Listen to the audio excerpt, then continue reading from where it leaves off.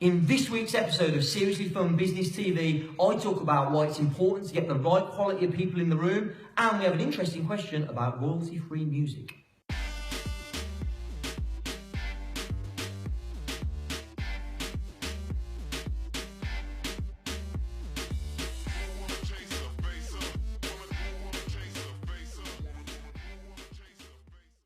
Hey, how you doing? Nick James here, and welcome to episode number 10 of Seriously Fun Business TV. This week we are live at the Bums on Seats Bootcamp. Make some noise!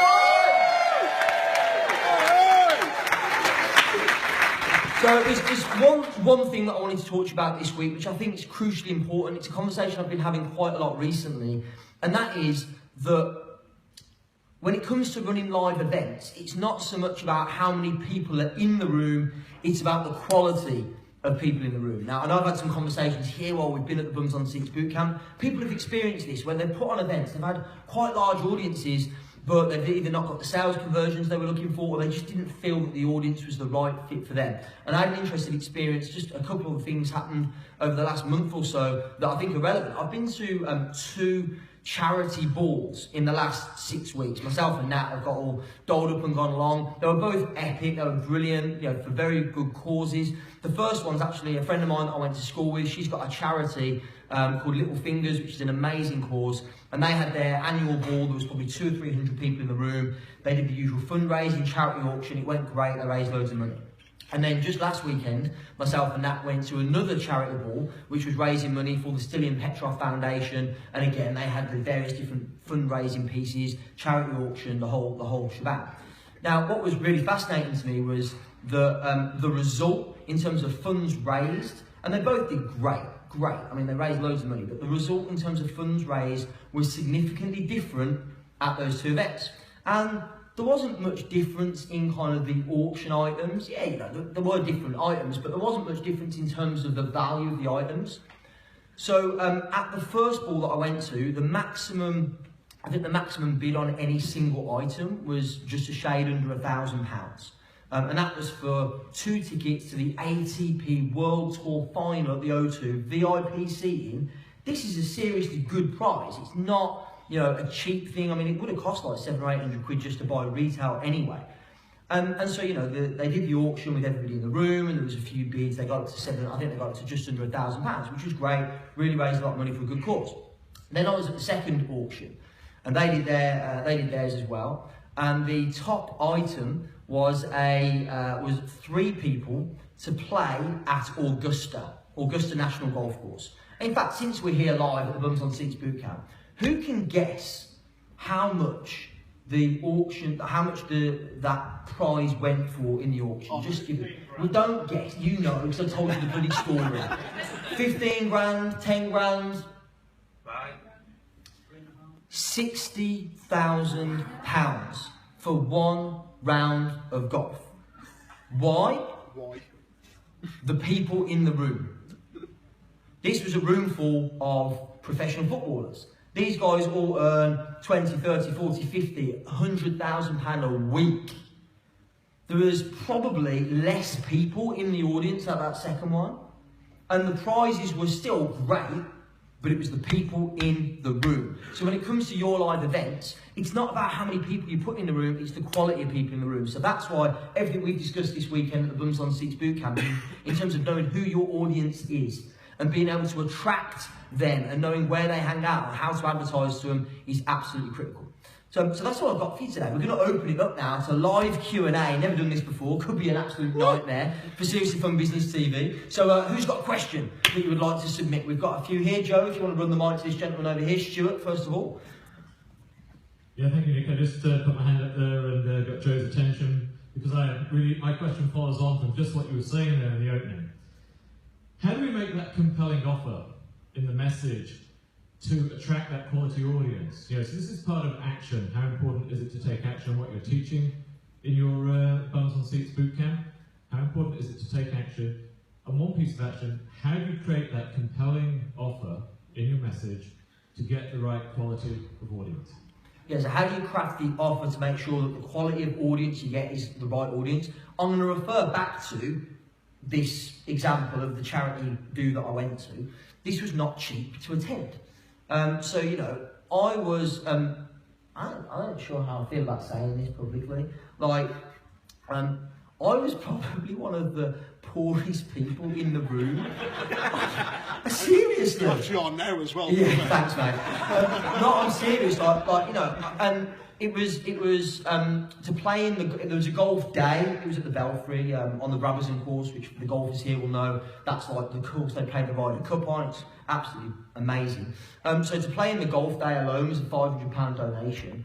And then the tickets for the ball for the evening were like £190 each. So I've paid the best part of £1,000 just to be there anyway. And I definitely wasn't getting involved in any auction items when I know I'm bidding against guys that are earning 80 and 100 grand a week.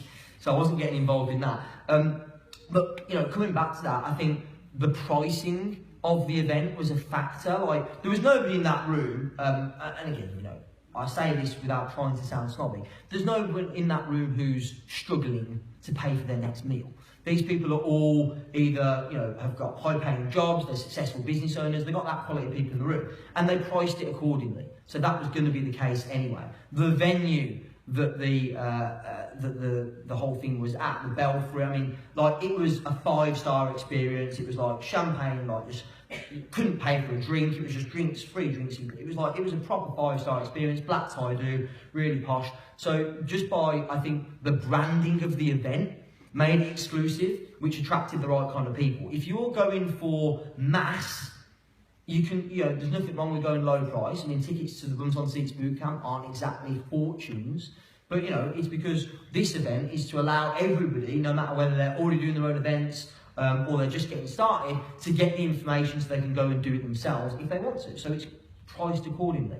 If I was doing a small numbers, exclusive, high ticket, then we would do it at a different venue, we'd charge a lot more for the tickets, etc. So I think the way that you position the offer will dramatically influence the type of person you get in the room. Does that make sense? Cool, great question. Thank you. Give me a round of applause. Okay, Joe, I think we have this lady right in the middle here with the polka dot. Polka dot, is it? I'm not a fashion icon. The skinny jeans, these are like the proper, today, these are what I call the spray-ons. These are really tight, even tighter than the ones I wore yesterday. Yes, what's your name? What's your question? My name is Tina, and the question I have is, in the business-to-business community, following on from what you just said, can it be actually dangerous to have an event that you invite people to that shares important information that is free of charge? Good question. So, are you asking, so there might be a follow-up here, Joe, if you want to pass the mic back. Are you asking, like, Come on, Joe. Sort it out, Joe. as an example, like for me, you saying, should I be sharing all my information here for the fear of somebody copying me? Is that the question? No, not at all. Okay. It's based on solid experience of running a workshop. In fact, did it in association with the local Chamber of Commerce, so it's a good audience. And I felt obliged to make it free of charge to the members, the people who were local members. The workshop was a great success. You know, basically everyone had a real buzz. It was a day's workshop. It was good interaction. But I wondered if perhaps offering that free of charge put me in a very bad position in terms of negotiating or selling to those people in the room moving forward. Yeah, I understand now. So I think it relates back to the question that Stuart asked, which is, how do we ensure the quality of people in the room? Like, they've invested to be there, therefore they're more likely to want to invest. And of course, if you do it for free, now I'm not saying don't do free events. I don't generally do them much myself. We've done a few small tests recently, but I don't generally do free for that reason. In terms of sharing information, I mean, you'll get different advice from different people. I'm only going to give you my advice. This is just my opinion. Like, I think you can get at this bootcamp, I pretty much just share freely. I just tell you everything I know, and I believe that you'll either then go away and use it and become a fan and tell more people about what we do, which is good for us in the long term, or you'll go, hey, Nick knows so bloody much, I want to become a private client of his so that he can help me specifically with my project, with my event. So I just trust that, you know what, if you give as much information as you possibly can, it demonstrates competence, which I think is important, and it builds trust. In terms of charging for the ticket or making it free, we talked about this a little bit at the VIP dinner last night, didn't we? Some of those that were there. And I said, look, the one thing you could do with free is you could say, hey, this is free, but we just ask that you pay a refundable deposit to hold your space. And that way at least there's some form of commitment there. You'll get less people, but you'll get the people that are more qualified and more likely to invest at the end of the day when you come to offer your additional products and services. So that would be a way. I'm not saying don't do free, it's fine, just know the game you're playing. If you're doing free, you're going to get freeloaders, you're going to get time wasters, that's just the way it is. Alright, give a round of applause, great question. And one more, Dario in the front, if you can get the mic to Dario, please.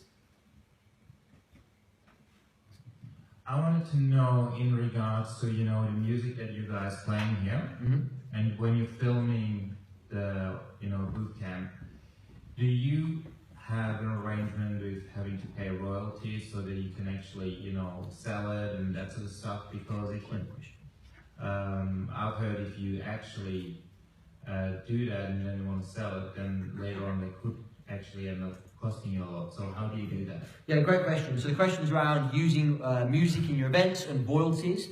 So as a disclaimer, I'm not a solicitor or legally qualified in any way, shape or form. And having said that, my understanding is, and again I've had this checked out, is that when you're running an event in a venue like we are here, the venue holds a license to play music. That's so when you're doing, when you have a wedding here, the bride and groom don't have to pay royalties to the artist who made the music, obviously. So that the venue holds the license, so we can play any music we want, and the venue are already paying for that license. So that's cool, done. Okay. When it comes to using music on your videos, what we use, and obviously Fish is the one that's in charge of this in our office, you can pick his brains if you want to get more details, is we use like stock music, so it's either we use royalty free, which you can find online, or we pay a small royalty. So for example, I think the music that we use on the testimonial videos, we pay like $50 a track or something for that, I think it is. Pay by the second. Oh yeah, you pay by the second, so it depends how much of the track you're going to use as to how much you pay. But yeah, I mean, for running your events, as long as you're using a venue that's licensed, so check that before you go ahead and run your event in a venue like this. As long as you've got a venue that's licensed, you're good, you can play whatever you want. For videos and things, then you want to pay for royalties, you can just find that online. Okay. Cool. Thanks. Great question. Give me a round of applause. Right.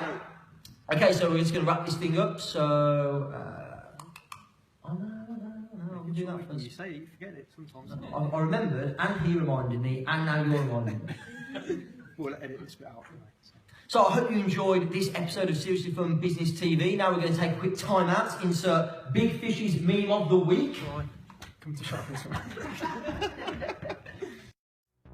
Introduce it. Big Fish's meme of the week.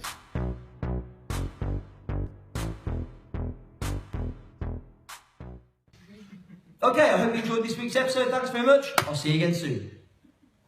You can clap now.